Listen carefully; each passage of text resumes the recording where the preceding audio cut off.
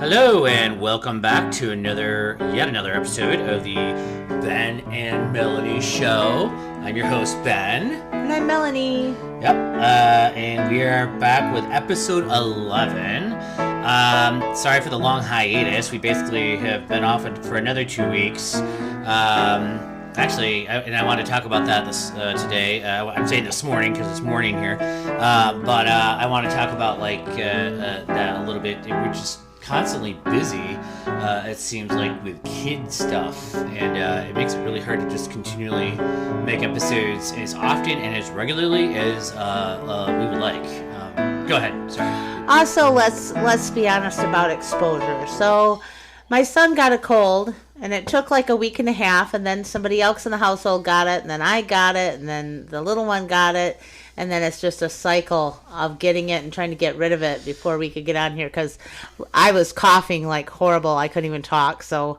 Yeah, you can still hear it, I can still hear it in your voice. Yeah. A little bit. It's very frustrating.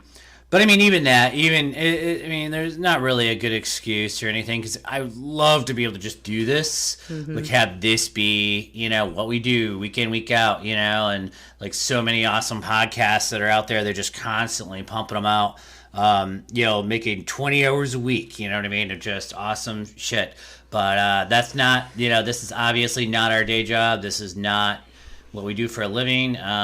You're paid nothing for this, so this is just a hobby, really at this point. So also, let's be honest, we're a husband and wife team, which means we need a babysitter when we're doing something. So other podcasts may have kids, but they're not on together, so that makes it a little easier for others.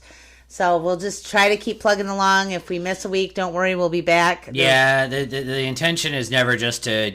We don't want to leave, not like we have a big audience, but we love you guys for listening, the ones that do. Yeah. And we don't want to leave you guys hanging. So our intention is never to just stop. We just are, doing it as often as we can, basically. I'm trying to think if there's anything else like that right now. But with that being said... I guess we want to get to the first little article here. I think this was originally posted to Reddit. Yeah. And then we found it out. Then we were reading comments about it, and then we dug a little deeper on it. But it's from Stacker.com, and it's a list of the 50 least educated counties in Michigan. And then we're going straight up here to our home. Montcalm County is apparently right very close to the top of the list at number 7, which is depressing. And I guess I didn't realize how few people had a bachelor's degree or higher in this county. According to this, anyway, 13.3% of the population 25 years and over has a bachelor's degree at this point in Montcalm County. I'm assuming I think this was based on the latest census data, right? Correct. If I remember reading more about it, yeah. And that's really bad. I think the national average is closer to 25 to 30%. And I always thought that around here, at least that many people had them. But I was wrong. Less than a high school diploma is 11.4%. That does not surprise me at all. I'm kind of happy about that a little bit, because I actually would have thought that might have been higher. Yeah. Really, it's only like roughly 10% of people hasn't graduated from high school. So that's not bad. And some college, 34.9%, or an associate's, now this says bachelor's degree only 8.9%.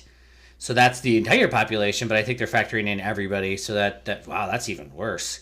And then a graduate degree or professional degree is only 4.4%, which is wow.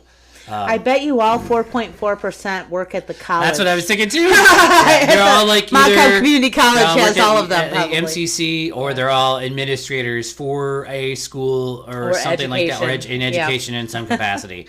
Yeah, that's all. It's all related to that. And then I'm like, wow, if this area didn't have MCC, which obviously there was a time before that, whenever they built it in the 60s or whenever, I guess I'm not quite sure.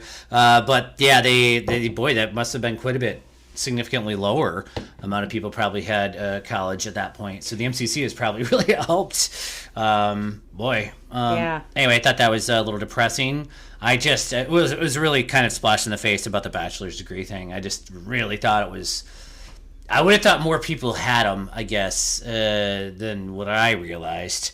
And because of when we were growing up in school, like, everybody was just like, go to college, get your degree, you'll be set. But I mean, that's not to mean that people from here don't go to college. I mean, in reality, most people from Macomb County, I mean, I think they just like go to college, get a degree, and leave. So that's a big part of it too. Or get their degree. Obviously, they get their degree in another area, and then they come back for a little while and then leave or whatever. So, but I just thought that was interesting. There's a lot of Reddit comments about it from all the different surrounding areas. It's just Macomb County was shockingly high on that list, unfortunately. The worst county in the entire state is Oscoda County, and only 10% of the population there, roughly, 25 years and older, has a bachelor's degree. Oh, dear God. According to that, only 37.4% has a high school degree? That can't be right. All right, something that isn't adding up about those stats, but especially with that one. That's, look at that. Wait a minute, what? Wait. Okay, yeah. So that's interesting. Clare County is number 5. So Clare County actually is worse than Macomb County. Thought that was interesting. But a lot of the surrounding counties around here aren't nearly as bad, according to this. Most of them are in the top 50, though. That's for sure. I mean, but that's yeah. Go ahead. Sorry. Education level seems to coincide with conservatism. Our county is like definitely conservative, and I think that is also in education and the promoting of higher education. If you just went to high school, I remember a lot of my teachers being pretty conservative themselves. So I mean, not all of them, of course. A lot of them, though, kind of conservative, having conservative, I want to say ethics or morals or whatever about the world.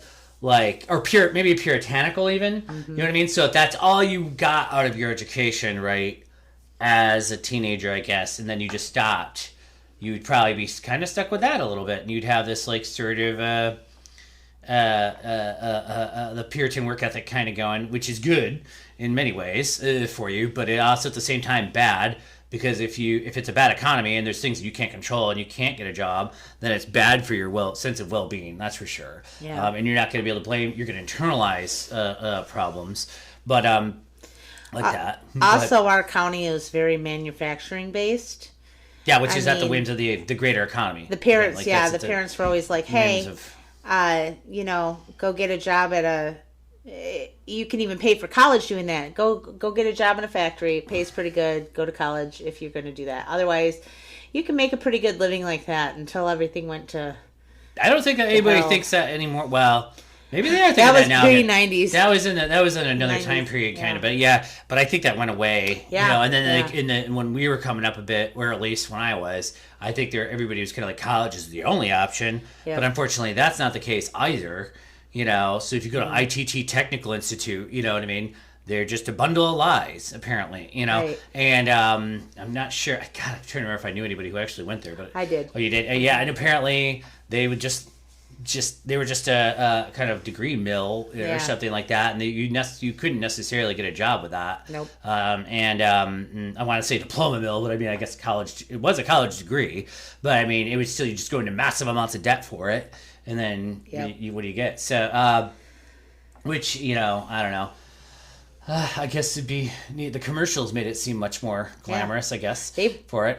Pushed that real hard. But they went bankrupt a while ago. As soon as federal, I think they cut off federal loans for institutions like that. And so they're not the only one either, but not to pick on them. But that was kind of shitty in the 90s, early 2000s. Yep. Yeah, that was kind of happening with the loss of manufacturing. But now I think manufacturing has picked way back up, hasn't it? Yeah. So, I mean, in reality, now the whole situation is different. At the same that's going on, I think a lot of parents are like, college is so exorbitantly expensive, and the whole student loan debacle and debate is making parents not want to push their kids into that. So they're like trying to tell them, go to technical colleges or community colleges or technical training of some sort. I think the key is, from my perspective, like, go to college to be... No, I mean, don't even do that. Like at least as far as my college experience, like, I think you can go to college to become a better human. You know what I mean? Not don't look at it as like depending on your major. Yeah, depending on your major. But I mean, like, but like, you go to college to be like a better person or a better human. Don't look at it like you're dumping in money and then you're gonna get money out of it or something. Like, that's the problem with our current system. Is like we're looking at everything like a fiscal, everything's about like fiscal rewards for fiscal risks or something. Like, I'm going to dump in 20 grand for a degree, and then I'm going to get, all that money back and then some from this. It's like, no, that's not just how it works. No, that's not how it works. It's like, but you can definitely look at it like it makes better humans. And it's interesting if you take any of the humanity type classes, you get to learn about the world outside of Montcalm County. And you get to learn about other people and the ways. Yeah, the MCC is the best thing, which is really interesting. The MCC is the best thing to happen to this whole area. And, yes, I'm sure. I mean, I can't imagine before it was there. This place. I mean, I hate to think of it, but it's just like, oh wow, there's a swamp there. It's just like, and we're just gonna drive on through, and the average education is like 8th grade or something. Which is actually serious. I mean, that really was probably. It was. You know what I mean? And that's a lot of people have been helped by that place. I think. So there's, it's amazing. It's a great place too. It'd be like putting a college in. I mean, I'm trying to think of an equivalent. Like Sydney would have been like Coral or something. Yeah. Like putting a college in Coral. Like who would think of even doing that? Who would even think of it? Yeah. So somebody just stuck one in Sydney. And it's just like, what the hell? That's amazing. And it's great for two reasons, because they have the dual enrollment program for high school students, and also if you screw it up real good in high school, you can go to MCC and like get back on track, and they have a lot of help in their labs and stuff, and they really will take the time with you to help get you up to speed. And then you can go to a 4-year university and get a 4.0. Yep. It's an awesome institution. They put you right through it. Yeah, to be fair. Yep. Gosh, you really would have thought that would have improved Malcolm. Well, I'm sure it probably has again. It did, but a lot of them left. But, we bled educated Our people. Statistics are still just not very good. But I was going to say, you think it would have improved? It probably still improved a great deal since before that place existed. Correct. At least I would assume. And obviously that and the career center is part of that as well, and just a lot of things like that are just great about that area. And we take them for granted, and we should not do that. So they're just awesome institutions that really help. They also bring culture to a very rural area. So MCC often has speaker series various times of the year, and they'll bring in people from outside that do talks on different things. Oh yeah, different cultures, all kinds of stuff. So it's really great to be able to go to a smaller college for a talk like that, versus going to a university where there's, it's farther away and there's parking and blah, blah, blah. And you get to get some exposure, which is really great. Yep. I feel like we're doing a commercial for MCC. I know. What are we doing? What is going on? Like, we're not getting paid here. Yeah, we're not getting paid. They owe us some money, I think, for this advertisement right now. Like, what's going on? And that actually goes into this other article about, like, I thought it was a clickbaity headline about rural Pennsylvania. And how, like, people there are, like, scared to, like, say they're Democrats. Yes. I'm not sure the website. That was it was an AP Wire article, and the title was, "The Brand is So Toxic, Dems Fear Extinction in Rural U.S." And that's just... February 17th, 2022. Yeah. I mean, I totally agree with it. I mean, actually. But I just think that it's kind of a clickbaity headline. Because it's not like they're going extinct. Oh, they're dinosaurs and they're getting wiped off the planet or something. Like, I'm sure the ones that are... in fact, as somebody who's lived in rural areas my whole life, and as a Democrat, I agree. I am not really wanting to just hugely advertise that fact. I don't like to put... I do put bumper stickers occasionally on my cars, but not normally. You know what I mean? In fact, I put... Your best one was... I put a Republicans one on my car once. It was Republicans for Voldemort. That was hilarious. But that came from a website like 20 years ago. Yeah, so I mean, in reality, but I'm not... But I don't... I think a lot of the Democrats that do live in rural areas, I think this is where it's wrong. They're not living in fear. In fact, I think it makes them stronger in many ways. A lot of the Democrats I've met and in my own family and all over, tend to be like much more willing to debate, much more willing to embrace ideas too that are different, and you know what I mean? Like I think that they're more not scared, able to talk across the aisle, and I think they're less coastal. They're less coastal. They don't come off as elite. Yeah, like I agree with you. They really will talk about the rural problems that we have here. And that's what I'm saying. Like I think it's the opposite of anything. I think that the Democrats out in the rural areas are a lot more hardy. I think that like there isn't very much discussion about it, and that's unfortunate. I guess that I wish that they would.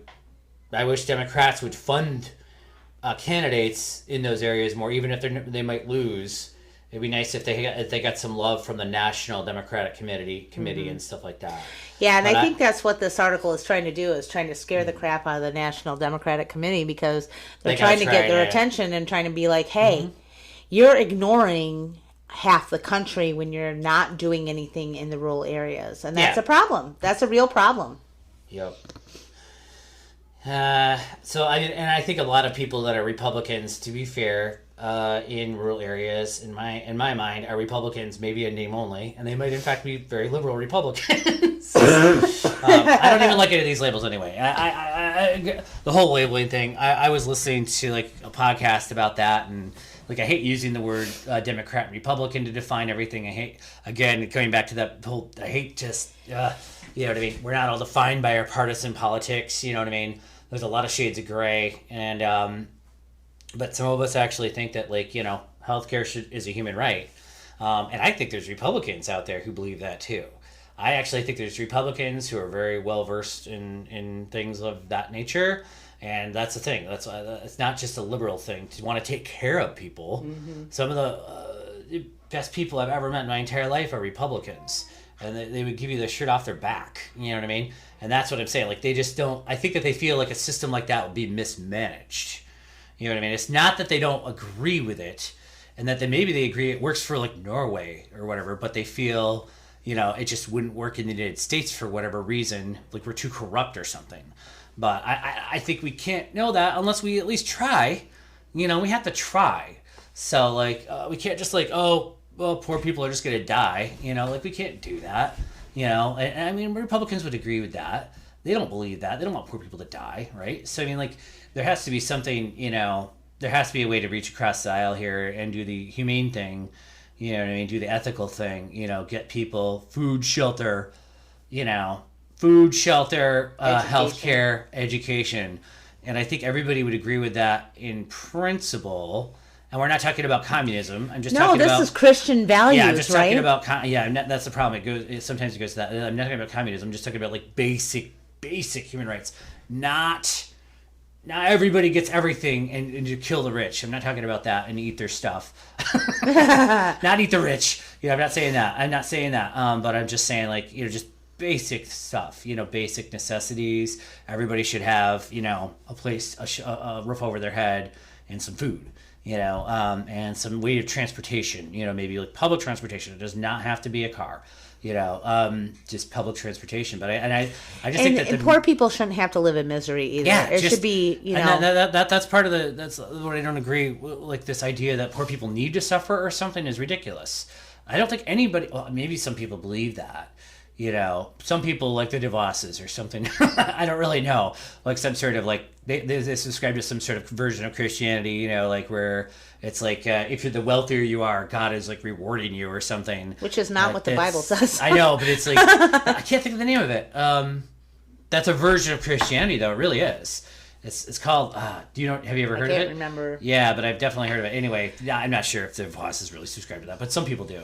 You know what I mean? And you know, the wealthier they are, God is rewarding them in this life, not in the next. Mm-hmm. So they must be doing something right. And that, anyway, I think the opposite. I agree with you of what the Bible said. Mm-hmm. You know, like it was exactly the opposite. So, and that's all I'm asking for. And I'm not trying to say I shouldn't try to lecture. And I'm not a Christian dogmatically. Yeah, but I know that there are a lot of conservative Christians out there, and they need to realize that is a value in their own book.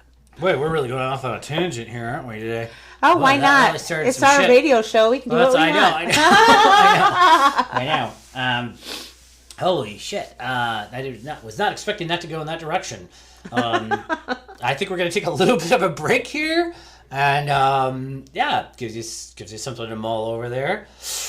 Relax. We just want to keep everyone to kindness. Everyone love their neighbor. Love their neighbor, yes, right. All right, we'll be back in a minute. Okay, we're back from our little break here. Deep breaths. Just gotta relax. Something I've been listening to Jamila Jamil's podcast again lately, and man, she does that all the time, and it's so nice. Just like relax. Things aren't as bad as they seem. Things are really going to be okay. Just don't stress out. And I think that's brilliant, actually. Anyway. But this is a less relaxing topic, I guess, that we're going to be talking about. Go ahead, Melanie. Yeah. Well, first of all, we're going to leave that to the end here. First, we're going to talk about some good news. So, we read that Grand Rapids was named the best place to raise a family in the U.S. Yay! According to a new study by Rocket Homes, they put Grand Rapids at the top of the list of the best places to raise a family. Yeah, ain't it normally like in Connecticut or something like that? Yeah. So that's amazing, actually. It actually is out of 150 largest metro areas in the U.S. That's. Oh yeah. I think I saw that. I think I saw that article on Reddit too. And yeah, there were quite a few comments about that. Most of the people, I think, were downing that. Like, we're freaking out about like how much that's going to raise their home prices, home values. People who are looking for homes are going to have a hell of a time trying to find a home, things like that. Isn't Rocket Homes though just like Quicken? Yeah, pretty much. I mean, like is that even like a? I mean, not that it's not legitimate, but I mean. That's a Detroit-based mortgage company. They're a multi-billion-dollar company, but I don't think they have the best interests of people in mind, typically. The methodology for it was they looked at 7 metrics: school ratings, crime rate, cost of childcare, amenities for kids, percent of households with children, playgrounds, parks, and green spaces, and the increase in households with children. So each of those metrics are weighted individually and averaged to determine the city's ranking. So number 2 was Bridgeport, Connecticut. Usually the East Coast on these rankings are usually ranked higher, but this time Grand Rapids got it. Yeah, that's actually amazing. I still think that's a good thing for those of us. It doesn't affect us out here as much, but maybe a little bit, because we're technically an hour away or so, which would be in driving distance. It might raise our home values if you're already a homeowner a little. But I think if you lived in Grand Rapids, the surrounding area, that this could mean something a little bit. But again, it's like, I don't know if people really want their home prices to go up, No, nobody wants that to go skyrocketing, because then it just gentrifies everything and no one can live in the city that... Well, none of the people that live there, that have lived there, that can afford houses anymore. And Yep. I don't know, I think it might be a good thing, though. I mean, you can use all the... It's nice for some place in Michigan to be recognized for something positive, because usually it's always like we talked about in earlier podcasts, the Rust Belt, the flyover state, or only mentioning Detroit used to be this and that, but they're not anymore. Yeah, used to be. So it's kind of nice, have something positive out there. No, you're right, actually. It's like, oh, wow, this place is actually a really good place to, at least a safe community for the most part. And a good place to raise kids for the most part, too. Yeah. So that's actually really, really nice to hear. I know, normally it's like some place within an hour or two of New York City, probably, right? So that's, totally different. So, in other positive news, before I get to some sad news and positive news and all kinds of news, there was another article in Bloomberg that the title is "Woman in Michigan governs the #1 economy. Under Governor Gretchen Whitmer, the state has improved the most in its history since the pandemic began 2 years ago." So that's pretty good news also. That was published on awesome. February 16th. Actually, I remember reading about that too at the time, and it should be clear that doesn't mean we're the fastest growing economy nor the biggest economy. But I think, right, we've had the best comeback. And actually, the economy of the state apparently is by all standards, compared to what we're used to, booming. So that's great. Like, there's seriously not enough workers for the amount of jobs, which is good for workers. Actually, it is. I know people, like businesses and stuff, complain about that constantly, but it's good for regular people, man. Like, if you don't like your job, quit, get another one. go make more money. If you don't think you're making enough, go make more money somewhere else. It's like that, and that's how it should be. That's amazing. And I know it was like that. I think right in the '60s. From what I took, I had a lecture by a guy who was a activist from the '60s. When I went to CMU, and actually he was talking about how, like, if you didn't like Chrysler, quit your job at Chrysler, go work for Ford. If you didn't like Ford, go work for GM. And it was like that in Detroit back then. There's jobs. So many. You had no problem. You could go in the next day, basically. And then obviously that during most of our lifetimes, it has not been like that. But it sounds like it's coming back, and that's great. So, yes. And actually, they were talking about how, like, I think in the comments or wherever I was reading that, they were talking about how, like, the population of the state hasn't really increased in the last decade or so. But actually, in reality, in the last couple of years, it's maybe going up quite a bit right now. So there's a lot of online jobs that you can do now, too, where you could make money and theoretically live here far cheaper than you could, on the coast, and you could work for a company though on the coast, and also, like, obviously you could just working for a job doing here and make pretty decent money compared to what the cost of living is here normally, except in Grand Rapids now apparently, where the average house is now going to be over $1 million and no one will be able to afford to live ever. But other than that though, it's super cheap to live here by most comparisons, right? So yeah, it is. Anyway, I didn't really have anything else to add to that. That's good. More good news though, yes. Right? Good news coming out of Michigan. Yay! And Michigan. Here is another story. Just a second, let me get this. I'll just go on the last one I read. Okay, so if you have never heard of this, the United States had Indian boarding schools, and the boarding schools started around, well, it depends on what you count as it. So it started in the mid 17th to the early 20th century. I would think of them as like I would think of the early 1800s. As far as like, I feel like the definition of what a school is kind of foggy when you're getting back that far too. Yeah. So like that's it's the 1800s if you're talking about a school, boarding school, and it's 1634 if you're talking about early mission schools. Mm-hmm. And anyways, these schools were made to help assimilate Native American people, and the most recognizable name of the school is Carlisle Indian Industrial School. And the guy that helped found that's name was Pratt. Was that in Pennsylvania? It is... If that's one I'm thinking of, maybe not. Richard Henry Pratt was assigned to supervise Native prisoners of war at Fort Marion, which was located in St. Augustine, Florida. The U.S. Army sent 72 warriors from Cheyenne, Kiowa, Comanche, Caddo nations to exile in St. Augustine, Florida. They were used as hostages to encourage their people in the West to remain peaceful. But I'm saying that, like, the Carlisle Indian School was in Pennsylvania. I think so. Yes. No, it was. Yes, it I'm was. just saying. Yes. Okay. So, yes, I'm sorry. I'm not trying to. Yeah. Yes. No, well, I wanted the whole thing. I wanted to just say, so we have a general idea of the geographical location. But let's just be clear that there were industrial schools everywhere, including Mount Pleasant. But yes, including right. Harbor Springs. Yep. Mount Pleasant had a big one, right? Yeah. And the one in Pennsylvania is, I think, probably the most famous example. Like, there's actually kind of a not famous photo, but if you've studied in any boarding schools, you kind of recognize this. There's like photos of, like, God, I don't know. Like, I'm looking at this photo right now. It's black and white photo with like 1,000 kids sitting out front. It's a lot.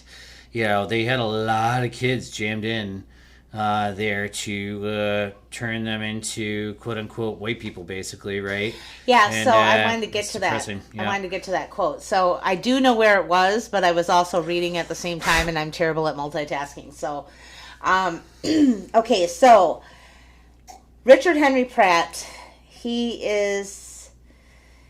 Let me just read this. Pratt began to work with them on education in European American culture. That's the natives he was working with. That's the them in that sentence. Essentially a kind of immersion While he required changes, the men had to cut their hair and wear common uniforms rather than their traditional clothes. He also granted them increased autonomy and ability to govern themselves within the prison. Pleased by his success, he was said to have supported the motto, quote, "Kill the Indians, save the man." Pratt said that in a speech in 1892.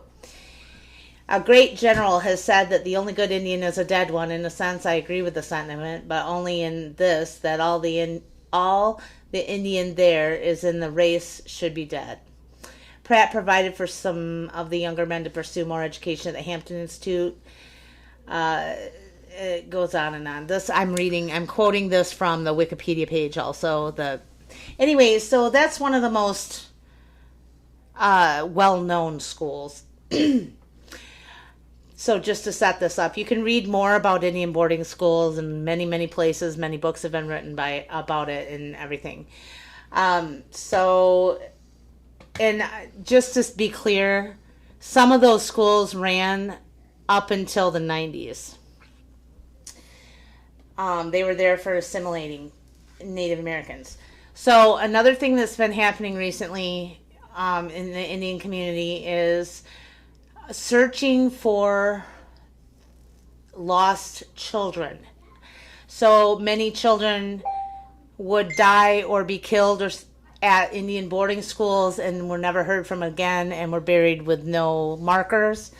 And I think at the last count I saw, there's over 7,000 children they had found from doing like land x-rays or whatever to find the graves, and that's between Canada and the US, because both of them had these types of schools. So to get to where the article is is in Native News Online, and is Michigan Governor Whitmer calls for a study of state's Indian boarding schools. Buried in the state of Michigan's 2023 budget proposal revealed earlier this month by Michigan Governor Gretchen Whitmer is a one-paragraph insertion that calls for a one-time appropriation of $500,000 to conduct a boarding school study.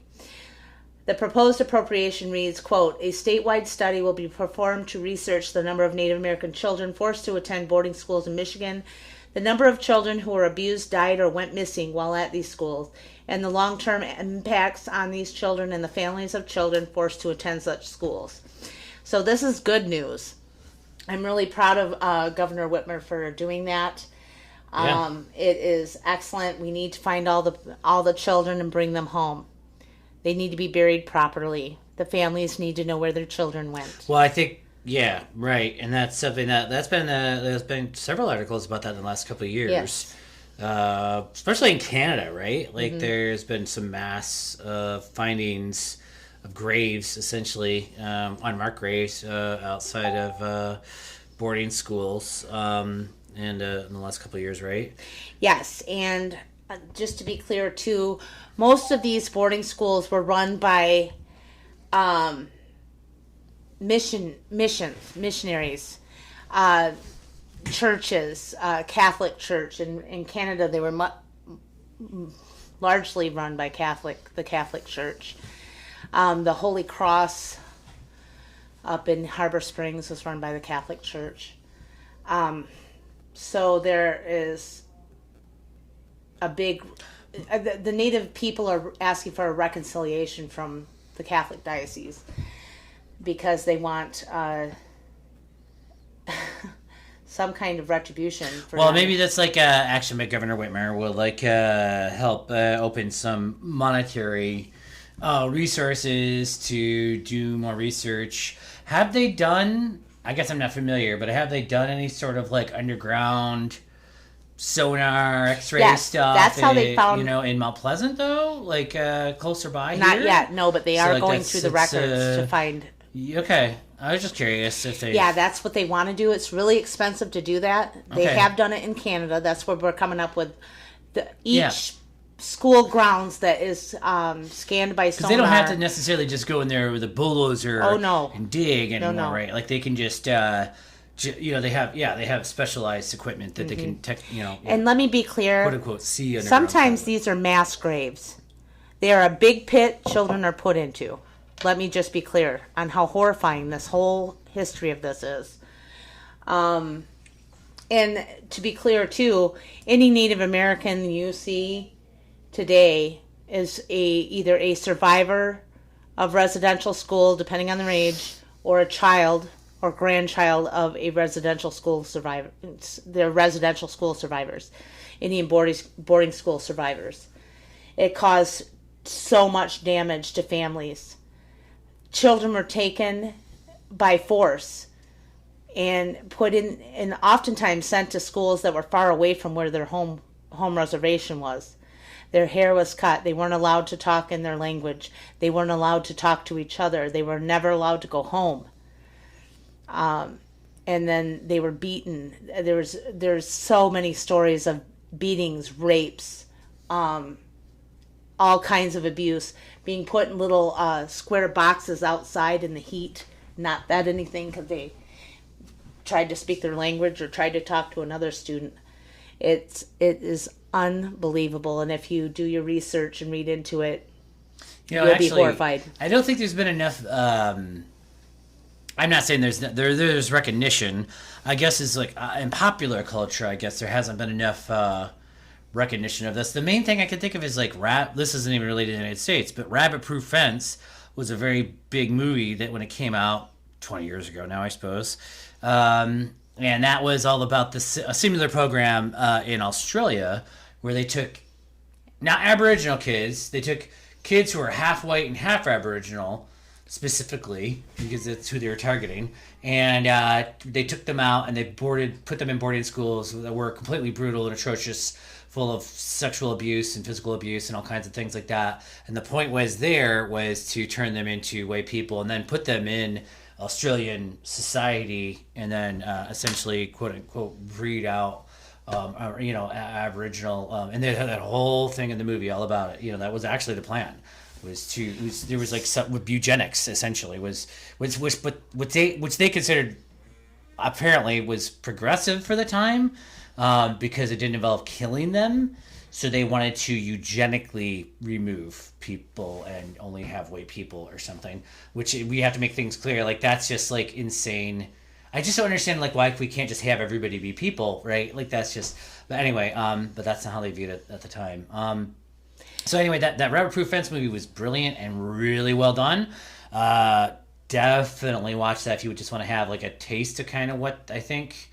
It might have been like, right? Wouldn't you think? I mean, I can't think of a movie that's really... There have been several movies in the recent years that are actually documentaries where they talk to like documentaries, boarding school survivors. Right. You can just search that on Google and come up with several of them. I guess that I kind of wish... I like documentaries, and I think they have a great place, but I think that, like, a lot of people are just not going to really see a documentary, There are cinematic movies out, too, that tell the same sort of story. I mean, that tell the stories, but being more of a cinematic. Mm-hmm. But there's more of that coming out with the more native producers and directors and writers. I just think that, like, to make this more known outside of Indian country, I feel like it's very, very well talked about and everybody knows about it in the culture. But because it's intergenerational trauma. This is the thing, The reason why people outside of Indian country need to know this is because it's got to be reconciled. So there's got to be some kind of reconciliation about what happened at this time, an acknowledgement that it happened, acknowledgement of the reasons it happened and why it was happening to Native people. Like, this caused so much trouble when you take a child. I'm a foster parent. Let me just be clear. I'm a foster adoptive parent. And when you take a baby from its original parents, there's instant trauma. Even if they are an infant, if they're taken at birth from their mother and put in another family, there is trauma. And it will come out. It will come out in many different ways. Okay?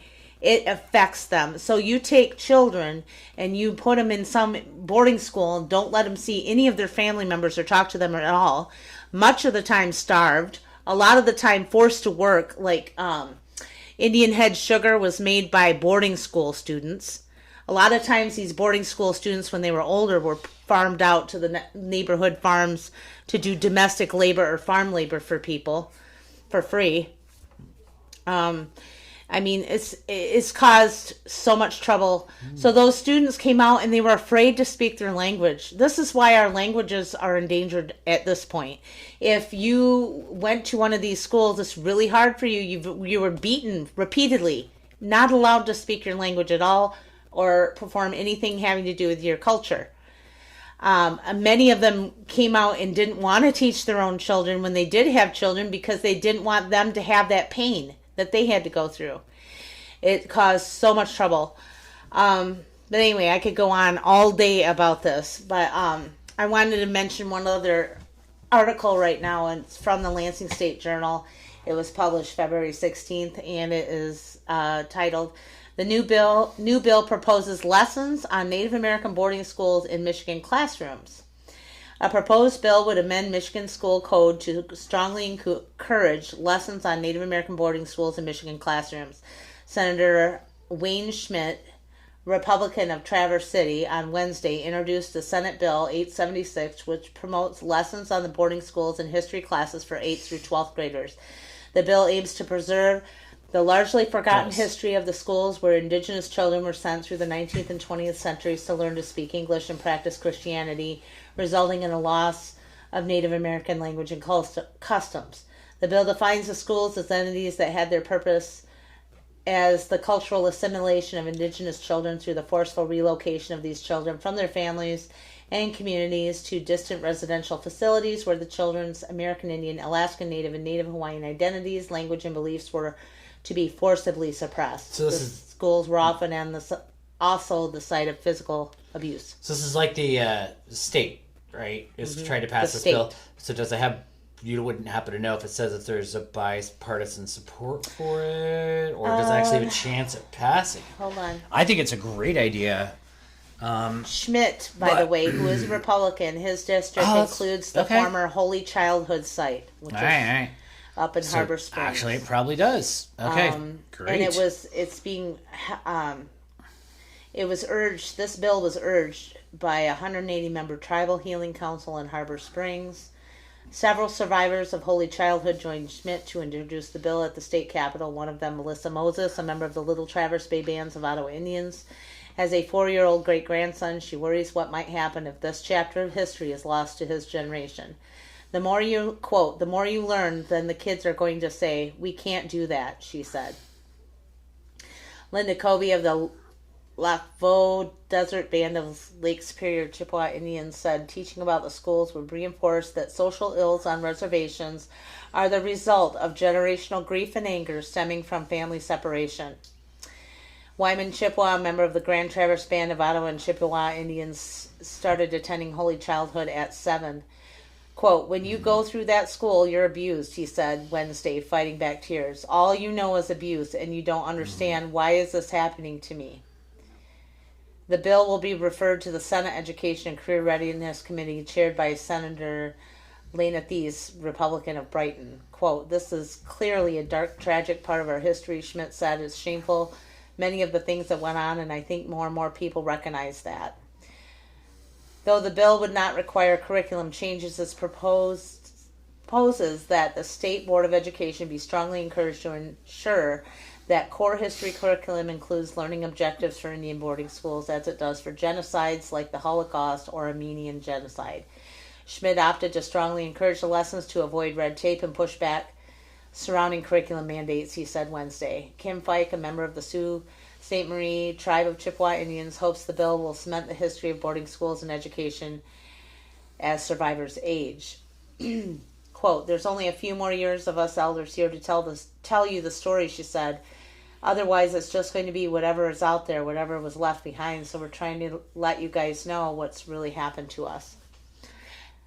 I read another little snippet. I do believe it's the bill is co-sponsored. Yeah, that's amazing. Yeah, I think it sounds like it definitely has a very good chance of being successful, and it sounds like it's a suggestion. Basically, it's a bill that it's not like forcing them, but that's great. Like I said earlier, I still feel like it'd be better to get something in more popular culture about it. But that's Hollywood. It's up to Hollywood. I mean, I hate to profit off of tears, you know what I mean? But I mean, I just think sometimes it's almost like, like maybe like Schindler's List was made. You know what I mean? Like I hate to compare it to that, but like it's a really dark part of human history. But at least like information can come out. It will and, emotionally like, impact the you know, viewer. Yeah, That's the powerful thing about storytelling, right, and visual storytelling. right, and that's. I just think that if we could just show one person's story, you know what I mean, or multiple people's stories, you know what I mean, in a cinematic fashion. Written and directed and owned by Native Americans. It has to be told by a Native person or it's not going to be done right. Or by Canadians or Yeah. Indigenous Australians or New Zealand. Basically, I think there's like, I don't know if we've ever really talked about this too much on the podcast, but there's like 4 countries in the world that have something very much in common. They're all Anglo-speaking countries, right? And they all have a history of this pretty much exact same shit. So it's Canada, the United States, right? New Zealand, and Australia. Yep. All have this bloody Colonization, Angloization of everybody that they come in contact with. They all have very different ways of handling things, but I think they're like we all 4 of these countries all have a very similar, sad sort of I guess what they call it, hyper racism, or we're basically like the settlers would not intermingle with the native populations, or if you go to like a lot of other places where colonies were formed and stuff like that, they did, like in Latin America and stuff like that. There wasn't quite the same systems of hypersegregation. That's what I want to say, hypersegregation. Yes, that's actually a term, right? That's where like the settlers were not allowed to interact with the Indians. Or the Aboriginals, and they, kept them at a distance, not that it always worked, not that everything, but society highly frowned on it. It really kind of kept white people separate. It also, you took people that were starved of land. We talked about this last time. Starved of land of their own countries, or they were sent over here because this was the prison colony, or Australia was the prison colony, or whatever. They sent their prisoners. And you send them over here, and then there's religion involved, and then they turn the Indian into the quote unquote savage other, and then it's all in an effort to take the land. That's what the basis of this is. That's why they tried to exterminate us in various ways, and also assimilate us out, and then also the things like blood quantum that is gradually, fractionally removing us from society. The goal was to fractionally, slowly over time, not. The goal was really the same as what the Nazis were. The Nazis were just trying to speed it up, so they just executed millions of people horribly. But like the principles actually came from the United States and places like Australia and stuff that the Nazis actually used their theories from, where they did it slower, where they wanted to separate off populations of people and then, get rid of them genetically, but that was considered humane or whatever, using eugenics essentially. So it's still, and not include forced sterilization. In some places, which went on in Native America places, into the 70s and 80s. Totally, let me just say, you go in for you would go in for a pap smear or going to have a baby, and you'd come out, you couldn't have no more babies. All right, look it up. I'll look it up. I don't disagree, really. I just didn't know that it went on. A lot of people don't know this. So, they think this is a long ago past. I think that's true. Doctors trained in the 40s and 50s still would have been practicing in the 80s. You're right. So they might have, even if it wasn't like mandated, they might have still felt like it was their civic duty or something too. Because they used a bad history of sterilizing mentally disabled people. In the United States, it's really many times traditional Native people who practice traditional Native culture were taken and they were put into mental institutions. I know, and then treated as if they were mentally disabled, essentially, even though they weren't. And that's where the most famous example of that is from one who flew the cuckoo's nest. The chief or whatever. Yeah, I mean, like, there was nothing wrong with him. He was fine. And then he just left in the end. And he was just fine. He was just pretending, right, the whole time. That was kind of a regular thing, I think.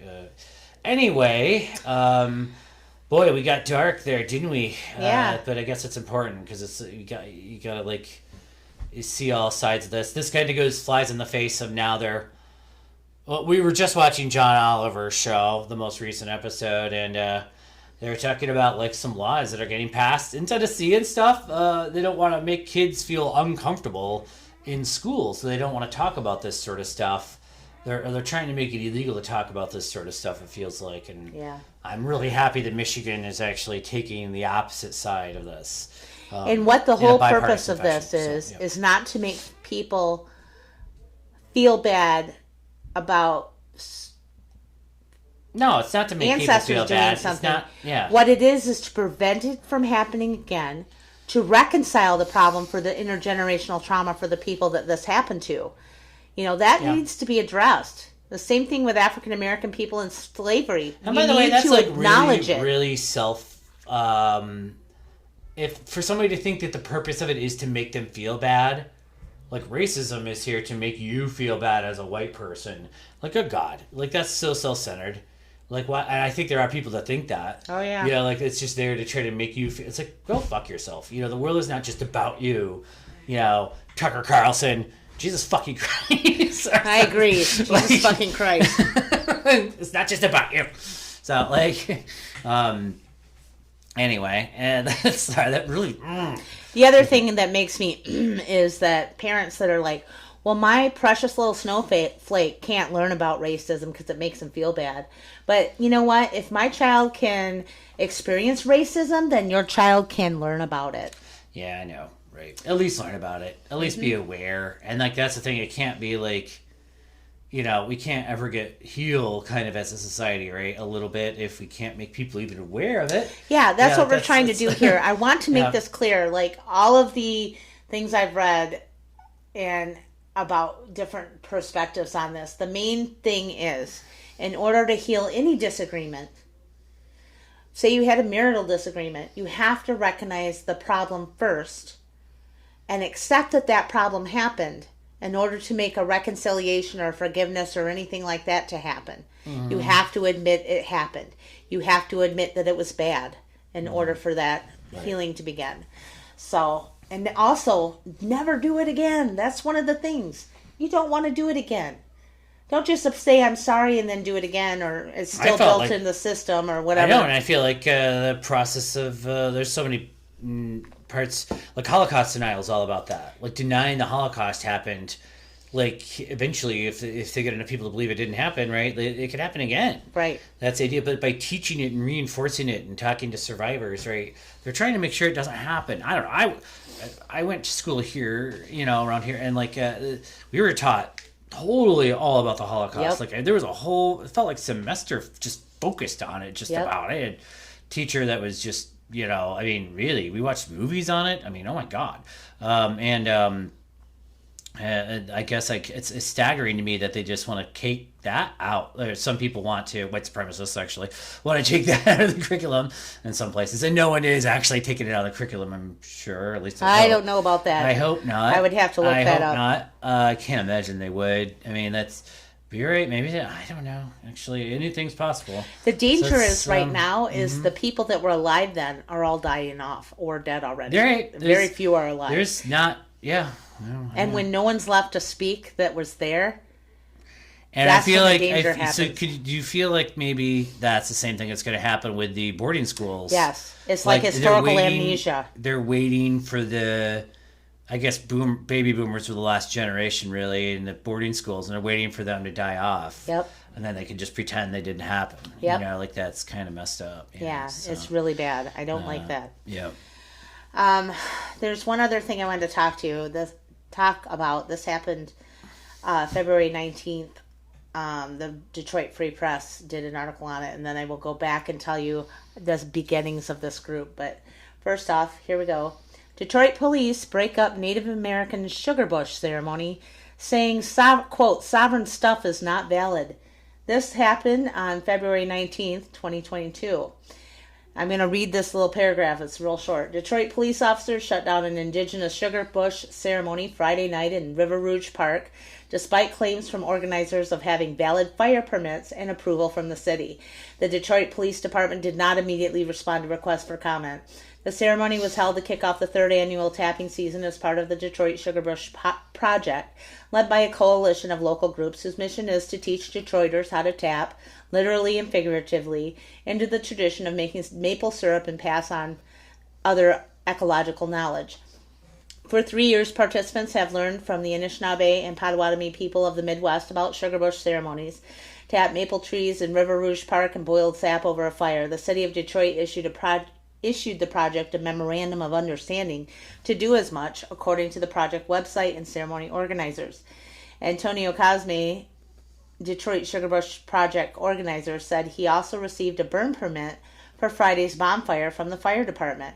It was about 8 p.m. after the prayers and before dinner when roughly 20 attendees noticed a helicopter overhead.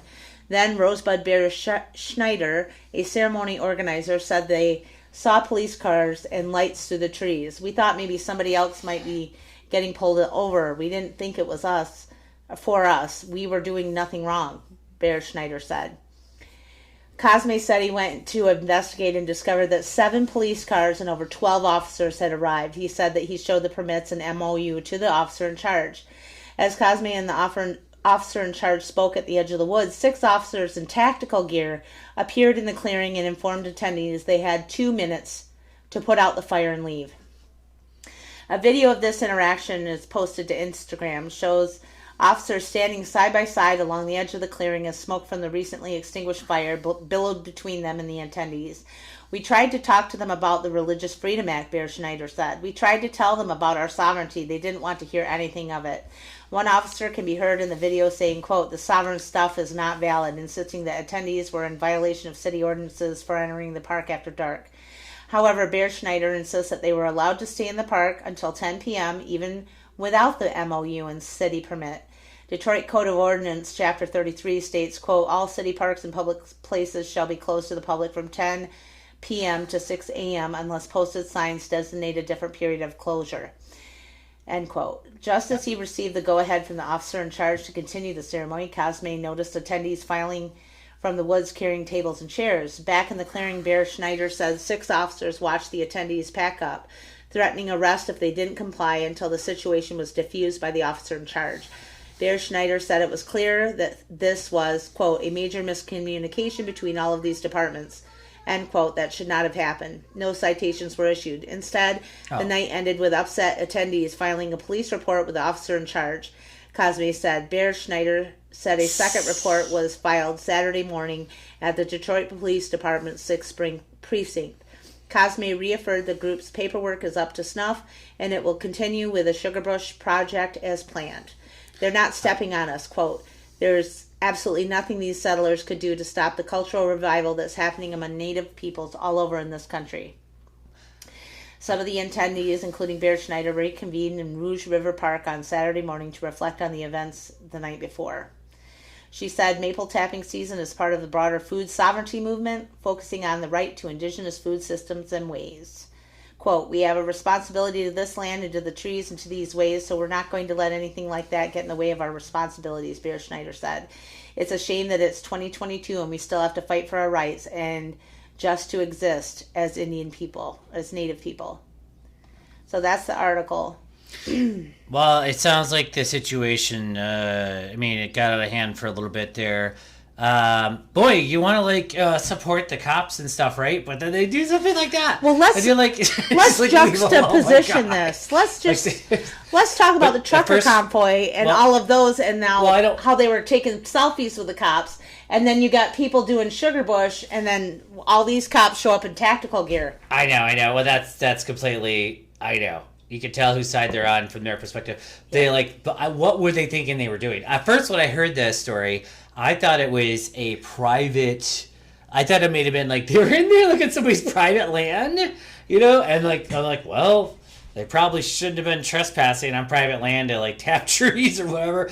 But then it was some sort of underground maple sap thing or something, like thieving, like we're on a country club, we're gonna steal maple sap. But no, it wasn't that at all. It was actually a public park and they had a permit. So holy shit, cops, the fuck you doing, man? Fuck it up. It's attacking a bunch of Indians and shit. What the hell get this fire out, like at the point of a gun, like Jesus, what the fuck? What do they think they were doing, making meth? I mean, probably. Like this is like they wanted it to be exciting, but they couldn't find anything else to do in Detroit that night other than like arrest a bunch of people making maple fucking syrup. Oh my god. Oh my fucking! It's almost hilarious. It's hilarious, actually. It's hilarious unless you're the people there. It's a joke. Doing the maple syrup, having to worry about whether you're going to be shot over making maple syrup. I know, but oh my god, with permits. Like the cops know that people have cameras, right? Like Jesus fuck, like they're kicking their own ass. The cops are kicking their own ass by doing shit like this. Like there is no reason this was probably gonna be on the fucking Daily Show. Like good fucking god, Detroit. The fuck, Jesus. Fucking get your head out of your ass. Whoever the cop was who was in charge of that shit should be fucking demoted down to fucking beat walking again, I guess. Like, Jesus fuck. Like, what the fuck are they fucking thinking? Oh, what an idiot. Oh my god. Oh, I feel like this seriously. Like, there's some old ladies and old men, like, fuck it out. Maybe I'm wrong. I just picture some older people out there, like, gathering some maple sap and like a bunch of 20-year-old guys all like with armor and machine fucking guns all come out and like kick them over and shit. It's just like, what the hell, anyway, that's just I want to go back to your thought at the beginning there where you were like, well, I thought it sounded like they were on private property. Yeah, it would have been really hilarious, actually. I think the word private property sounds like to us like y'all are on Indian land. No, I know. But I'm just saying, it'd be. I just pictured this country club. It's just like some underground maple sap, and people, everybody's crouching around with their buckets and taps. Like, they're like out there, like with a little hammer, like tapping the maple tapper thing on there. Anyway. So this group is a real group, and I wanted to just say that they did have the permission and guidance from Mary Moose, Robin Wall Kimmerer, Daisy Costas, Dan Cornelius. There's a lot of different people involved that were elders that were teaching them the sugar making tradition so that these Detroit natives and Afro natives can reclaim their culture. So I just wanted to give a shout out to the elders and the organizers, and I hope you continue to do this, and I hope more natives and Afro natives get involved in this. So thank you for standing up for the right to maple sap tap. Yay! I am a maple sap tapper myself, so I fully endorse their maple the want of the sugar. Now I feel like just going and stealing it or something. I'm like, where's all this maple trees? Go find a park. Anyway, I think I kind of wanted to get it wrapped up with that today. Did you have anything else you need to get out there in this episode? Nope, just want to tell people, it is almost tapping season. Get your buckets ready. Get your taps I thought about it right now, but it's actually, it seems too cold to me. I mean, I know it's been like a 40-degree day here last day or two, but I mean, like, man, it's supposed to go right back down. I just don't think it's time yet. It'll go up. I just feel like it's we got a little bit longer, but maybe in Detroit it's a little warmer actually. But we will try to get more episodes out there if we can. I really would like to try to get it out weekly. It's just so hard right now to find child care. Actually, that's kind of the biggest thing. So if anybody has any ideas, let us know. But don't really. We'll figure it out. But it is hard. But I think we're gonna try to get another one out in a week if we can. I don't know. No promises. Stay tuned. We will be back. Yeah. We're not going to stop making episodes. That's the whole point of us talking about this. Yeah. We will come out with a new episode within a week. Yeah. It's usually within a week. Usually. Week and a half. We'll try our best. Okay.